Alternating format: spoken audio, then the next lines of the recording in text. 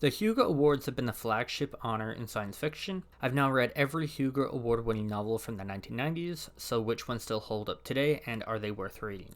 1990, Hyperion by Dan Simmons. The time tombs have begun to open on the world of Hyperion, an event that could spark a massive interstellar war. 7 individuals are chosen to make the journey to the time tombs, both to understand the significance of the event and potentially prevent the looming war. Each traveler has a personal motive for the journey and a unique connection to the Shrike. The Shrike is a godlike entity capable of granting miracles or dealing death, and it serves as the guardian of the time tombs. Hyperion is structured in the style of the Canterbury Tales, so each traveler shares the story of their first encounter with the Shrike and the personal connection that draws them to the world of Hyperion. Each tale told explores a different facet of science fiction, so there's a military sci-fi story in the vein of Heinlein, a cosmic religious horror story reminiscent of Lovecraft, and a detective story with cyberpunk overtones that recalls Gibson.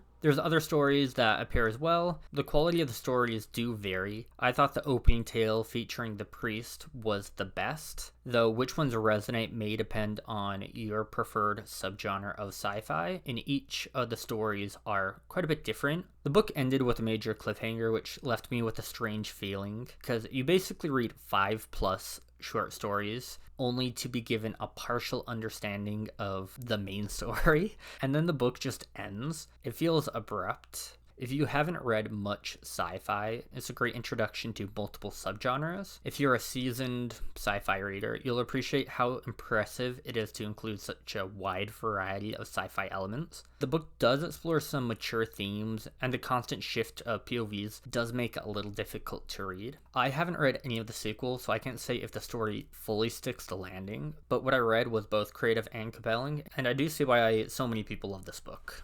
Louis McMaster Bujold, and I may be mispronouncing that last name, won 3 Hugo Awards in this decade: 1991 for The Vorgame, 1992 for Barrier, and 1995 for Mirror Dance. All 3 books are part of the same series, so I'm going to be discussing them together. You don't need to read every book in strict sequence, but there are a few definitely worth starting with. Shards of Honor should be read before Barrier, The Warrior's Apprentice before The Vorgame. For Mirror Dance, it's helpful to have read several earlier books. If you only read the Hugo Award winners, you're essentially starting with the second book for many of the characters, which isn't ideal, and is exactly what I did. That said, the books are pretty friendly to the reader. Whenever a character appears, context about why they're important and a brief recap of their previous storylines is given. So despite not reading the books in order, I never really felt lost. Barrier focuses on Cordelia navigating the treacherous world of court politics after her marriage. She must adapt to a strict militaristic society while remaining vigilant against a potential coup that could endanger her family, including her unborn son. The Vorgame is set about 20 years after Barrier. Miles, Cordelia's son, accidentally becomes entangled in a plot involving a hostile military empire that could spark an interstellar war. The novel is a fast, funny adventure with Miles constantly bluffing and improvising his way out of danger. He's like a PG version of Tyrion Lannister from Game of Thrones. He's short in stature, but he manages to outsmart everyone using his wit. Mirror Dance is set a few years after the Vorgame. It centers on Mark Vorkosigan and his adventures, but Cordelia and Miles also appear, so if you read the previous books, it'll make the story much richer. The books have a lot of sci-fi elements, and they're just consistently entertaining. The series is character-driven, and it does get occasionally dark, but it just reads as a collection of enjoyable sci-fi adventures where you can root for the main cast of characters.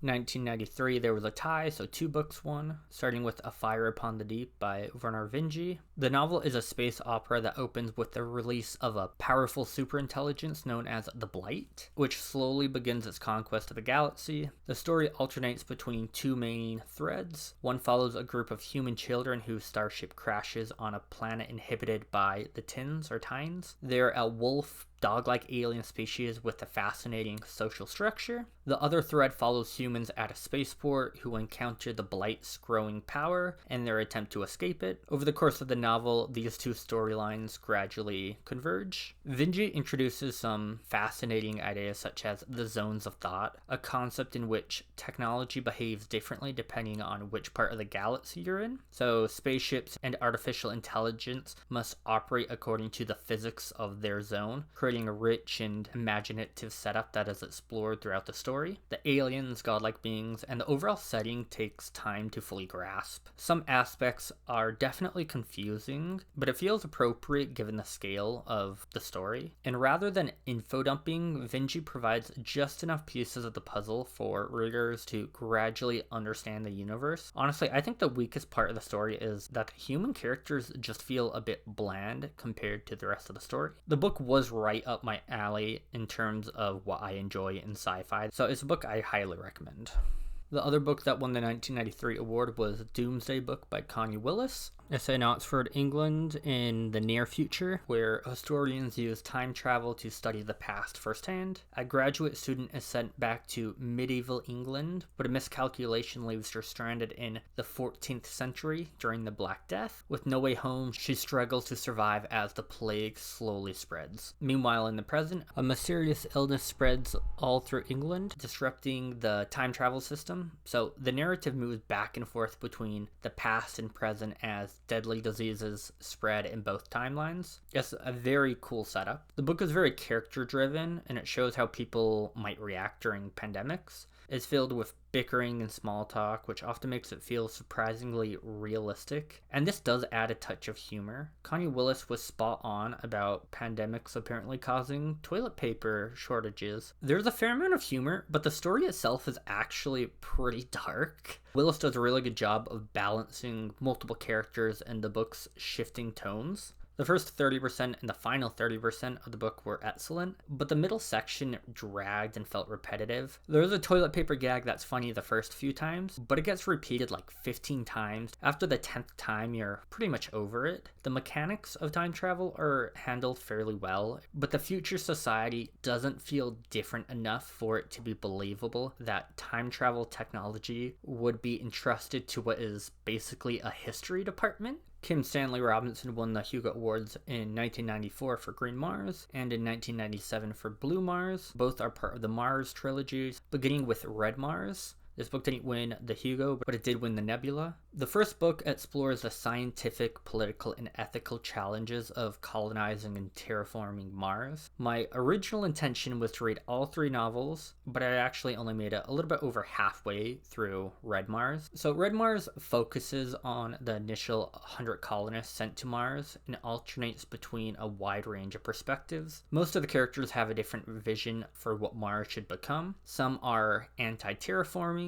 believing the planet should remain untouched and studied, while others strongly support terraforming. And then there's several groups that fall somewhere in between, focusing instead on government, with some pushing for complete independence from Earth. So much of the book is just characters traveling from one location to another on Mars, describing its landscape and working on projects meant to better understand or alter the planet. Mars feels surprisingly easy to conquer. At one point, a character even remarks on how unexpected it is that none of the original 100 colonists have died yet. And while there are a few close calls, colonizing Mars and solving its many problems often feels oddly straightforward and simple. Most of the conflict comes not from Mars as a hostile environment, but from disagreements over how technology should be used on the planet. In some ways, it felt like I was reading a much longer and weaker version of The Moon is a Harsh Mistress. Both deal with human colonies beyond Earth, movements toward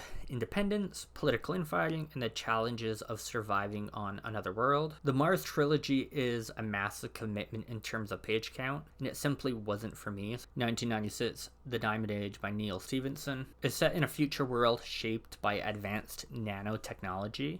Nanotech allows objects to be assembled food, clothing, buildings, and machines can be delivered and produced with a simple push of a button. This nanotechnology is also used for both offensive and defensive purposes. Society is organized around distinct cultural tribes rather than traditional nation states. The story follows Nell, a poor girl who comes into possession of an interactive AI-driven book called The Young Lady's Illustrated Primer. It's designed to educate and empower its reader. As Nell grows up guided by the book, she develops intelligence, independence, and resilience. Alongside Nell's journey are storylines involving the engineers who created the AI-driven book, and then there's also some power struggles between the various tribes. The aesthetic of the book is really cool. It has a neon Victorian vibe that focuses on class and the way society has fractured into tribe-like communities built around shared values. The nanotechnology is done well. It shows how it's reshaped everyday life. The atmosphere of the book is incredible. That said, the last 200 pages are definitely messy. Characters basically disappear when you thought they were going to be more important. The characters that remain make strange choices that you don't really see coming, and the whole ending feels rushed and disjointed. It felt like I had missed complete chapters. It comes across like Stevenson either lost interest in writing the book or hit a deadline and had to throw the ending together. 1998 is Forever Peace by Joe Haldeman. The story centers on Julian, a soldier in an advanced military unit. The unit uses brain-computer interfaces to link soldiers into a unified combat system, allowing them to collectively control robotic soldiers as part of a shared hive mind. Julian and his unit are sent to suppress military guerrilla insurgencies around the world.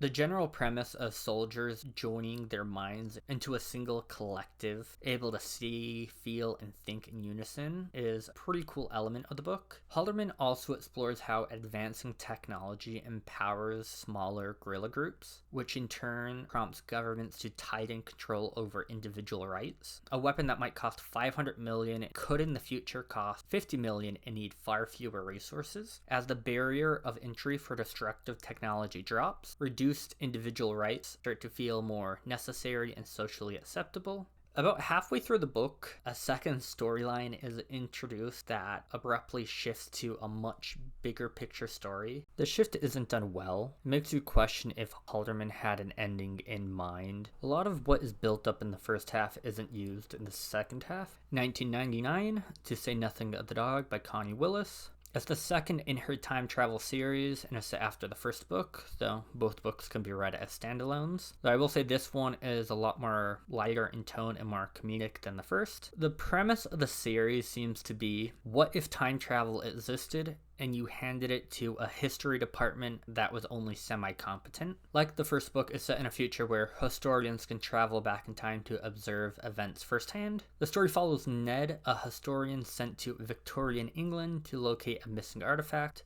the bishop's bird stump. While in the past he worries that he may have accidentally altered history, there's a series of chaotic events that unfold, full of romantic mishaps, misunderstandings, and the quirks of Victorian life. It's a playful story that mixes Victorian society, time travel paradoxes, and witty commentary on human behavior. Fans of the first book will enjoy this one. Willis has a knack for making certain side characters very, very irritating, which makes the main characters a little bit more relatable. And the story is just overall a lot of casual, enjoyable time travel fun. The biggest flaw revolves around the time travel history as it's described in the book. The historians gained access to time travel when the multinationals who invented it couldn't figure out how to monetize it. It's a bad setup. There's countless ways you could monetize time travel. The amount of rich people that would pay a fortune to go back in time just on vacation or just for a trip. The frustrating thing is all Willis had to do was say there was maybe a few time machines and one was given to the historians to study history. So how do they stack up compared to each other, and which books do I think have held up? And when I say a book holds up, I mean, did the ideas and characters still feel fresh? And would it still sell well if it had come out in the last 10-15 years? Starting with the Mars Trilogy. For a hard sci-fi book, it did a great job describing the Mars landscape, but it never really felt like Mars was that dangerous because the humans arrive and seem to conquer it almost instantly. And there are a lot of themes that other books have already gone over, so it didn't feel that fresh. Though I didn't finish any of the books in the series, so I'm probably not the best person to comment on it. The Vor game, Barrier Art, and Mirror Dance are all part of the same series. I wouldn't say the series is genre breaking, but it is fun, easy to follow, the pace is pretty fast, the characters are likable. Overall, it's just a fun read. The Diamond Age and Forever Peace are books that are full of cool technology and interesting ideas, but the overall plot and writing kind of goes to crap into the second half. Though out of the two, I think the Diamond Age is superior. The nanotechnology, the neon Victorian atmosphere. I thought the first half was impressive enough to make up for a disappointing second portion. The Doomsday Book is a good story, though it could have been maybe a little bit shorter. To say nothing of the dog is essentially a lighter, more comedic version. I think people who prefer hard sci-fi may have a hard time liking the series. I think the average fantasy reader would like this more than the average sci-fi reader. Hyperion and A Fire Upon the Deep were both impressive. Hyperion, the structure was interesting, and then A Fire Upon the Deep, I just love hard sci-fi. So both of these books are some of my favorite Hugos that I've read so far. The Vorkosigan Saga as a whole, Hyperion, A Fire Upon the Deep, The Diamond Age, and Doomsday Book are the ones that have held up for the 90s. Good reminder that books are subjective, and this is just my opinion. If you've read any of these books, I'd love to hear what you thought, whether you agree or have a different take. Feel free to share in the comments below. I'm planning on reading all the Hugo Awards for Best Novel. If you would like to follow along, please like and subscribe.